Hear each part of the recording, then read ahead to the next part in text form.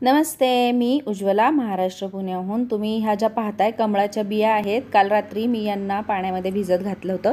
124 नंबरचा व्हिडिओ केलेला आहे मी, त्याच्यामध्ये यांना कशा प्रकारे घासलं आणि पाण्यामध्ये कसं ठेवलं हे सांगितलेलं आहे। कारण कमळाच्या बिया उचलून तशाच लावायच्या नसतात, त्यांना विशिष्ट प्रकारे घासून मगच त्या लावायच्या असतात। आता हा दुसऱ्या दिवशीचा रिझल्ट आहे, म्हणजे काल रात्री मी पाण्यात ठेवल्या आणि दुसऱ्या दिवशी संध्याकाळीच तुम्ही पाहताय या सगळ्या बियांना कोंब आलेले आहेत। कोंब आल्यानंतर लगेचच यांना आपल्याला मातीमध्ये शिफ्ट करायचं नसतं, तर याला चांगली मुळं येऊन द्यायची असतात। मुळं आल्यानंतरच याला आपण शिफ्ट करायचं आहे आणि मुळं येईपर्यंत या कमळाच्या बियांचं पाणी आपल्याला दररोज बदलायचं आहे। दररोज पाणी बदललं की याच्यामध्ये शैवाळ साठत नाही किंवा पाण्यामध्ये मच्छर होत नाही। त्यानंतर हा 15 दिवसांचा रिझल्ट आहे। तुम्ही पाहू शकता जिथून फूट यायची तिथून बऱ्यापैकी लांब लांब फूट आलेली आहे आणि बियांजवळ मुळं सुद्धा तयार झालेली आहेत। पण तितकीशी काही चांगली मुळं तयार झालेली नाही आहेत अजून, त्यामुळं आणखीन काही दिवस मी यांना असंच पाण्यात ठेवणार आहे। आता इथून पुढे तुम्ही 1-2 दिवसांनी जरी पाणी बदललं तरी सुद्धा चालणार आहे। रोज रोज पाणी बदलण्याची काही गरज नाही। तुम्हाला अगदीच लवकर रिझल्ट पाहिजे असेल तर या दिवसांमध्ये थोडंसं थंड पाणी असतं, म्हणून अगदी थोडंसं कोमट पाणी जरी तुम्ही यासाठी वापरलं तरी सुद्धा चालेल। कारण कमळाला गरम पाण्याची खूप गरज असते, म्हणून कमळं उन्हामध्येच ठेवतात। उन्हामध्येच त्याचं कुंडी किंवा जी काही बादलीमध्ये आपण लावणार ते ठेवलं तर याची वाढ लवकर होते। आता जवळजवळ महिना झालेला आहे आणि या एका छोट्याशा टबमध्ये, टब छोटासाच आहे तुम्ही पाहू शकता, मातीमध्ये फक्त 2 पेर एवढंच पाणी मी वरती ठेवले, बाकी सगळी माती आहे आणि एवढ्याच उंचीचा टब आहे हा। टब या बियांना खूप छोटा होणार आहे, पण सुरुवातीच्या दिवसांमध्ये मुळं तयार व्हायला चांगली किंवा झाडांनी तग धरायला इतकासा पुरे आहे। लगेचच मोठ्या बादलीत किंवा ह्याच्यामध्ये शिफ्ट करायला काही अर्थ नाही आहे। तर माती आणि थोडंसं शेणखत मी इथं पाण्यामध्ये भिजत घालणार आहे रात्रभर, जेणेकरून शेणखताची आणि मातीची जर काही उष्णता असेल तर ती निघून जाईल आणि थंड असं मिश्रण आपलं तयार होईल। हे रात्रभर भिजल्यानंतर दुसऱ्या दिवशी आपण याच्यामध्ये आपल्या बिया ज्या आहेत मुळांसहित जी रोपं तयार झालेली आहेत त्यांना या पाण्यामध्ये आपल्याला शिफ्ट करायचं आहे। बाकी काहीही याच्यामध्ये खतं ॲड करण्याची गरज नाही आहे। शेणखत हे एक पुरेसं खत आहे, कारण याच्यामध्ये खूप प्रमाणामध्ये नायट्रोजन असतो आणि जो आपल्या झाडांना सुरुवातीच्या दिवसांमध्ये खूप आवश्यक असतो मुळं बनवण्यासाठी, पानं बनवण्यासाठी।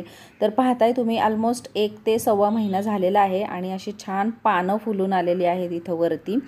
बरेचसे आणखीन कोंब पण आहेत ज्यांना पानं येणार आहेत आणि बियांना पण मुळं चांगली तयार झालेली आहेत। तर या बिया आपण रात्री जो काही मातीचा काला तयार केला होता शेणखत घालून त्याच्यामध्ये आपण शिफ्ट करणार आहे। आता तुम्ही इथं मागं पण पाहू शकता जो काही काला तयार झालेला आहे ती माती खाली बसली आहे आणि निव्वळ पाणी वरती आलेलं आहे। माती मी नर्सरीच्या झाडांची जी चिकट लाल माती असते तीच घेतलेली आहे। याच्यामध्ये वाळूचं खूपच अल्प प्रमाण आहे, नसलं तरी सुद्धा चालेल, कारण जास्तीत जास्त मऊ आणि चिकट मातीच या झाडांना लागते। तुम्ही काळी माती सुद्धा वापरू शकता। आता या मातीमध्ये थोडासा खोल खड्डा करायचा आपल्याला आणि तिथं हे अलगद झाड शिफ्ट करायचं आहे। झाड नाही म्हणता येणार, बियाच आहेत या, अजून मुळं आलेली आहेत फक्त। आणि या जवळजवळ 7 बिया आहेत, त्यातली 1 बी माझी खराब झालेली आहे पाणी बदलताना वगैरे माझ्या हातून थोडीशी हेळसांड झाली आणि बी खराब झाली, जी याच्यामध्येच आहे, मी अजून काढलेली नाही आहे, तर ती काढून टाकू शकता तुम्ही। आणि पाणी बदलताना एकदम हलक्या हाताने बदलायचं, नाहीतर अशाच बिया आणि ही जी काही छोटे छोटे कोंब आलेले असतात ते तुटू शकतात।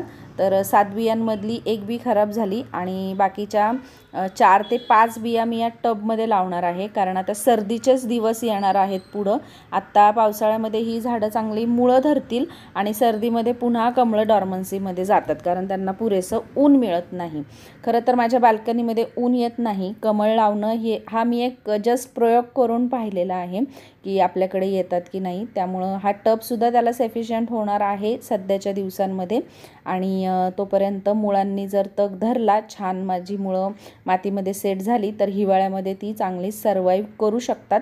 एकदम हलक्या हाताने हा सगळा गुंता काढून घ्यायचा आहे मला, कारण मी एकाच भांड्यामध्ये हे सगळ्या बिया टाकल्या होत्या आणि एकात एक सगळी अडकून पडलेले आहेत, ह्याचे जे काही फुटवे आलेले आहेत ते।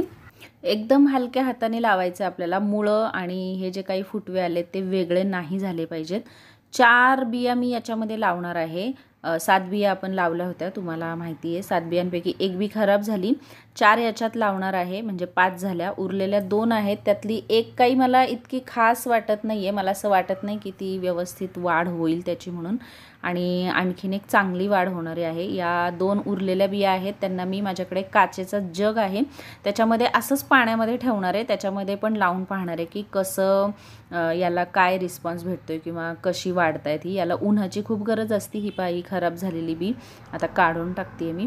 उन्हाची खूप गरज असते, त्यामुळं जेव्हा केव्हा तुम्ही कमळ लावताल तेव्हा जास्तीत जास्त उबदार जिथं त्याला वातावरण भेटल अशा जागी ठेवायचं. जर तुम्ही गच्चीवर लावणार असताल तर उत्तमच, पण असं माझ्यासारखं जर कमी ऊन येत असेल तर तुम्ही खूप सूक्ष्म असं कोमट पाण्याचा वापर आपल्या या झाडांना करू शकता.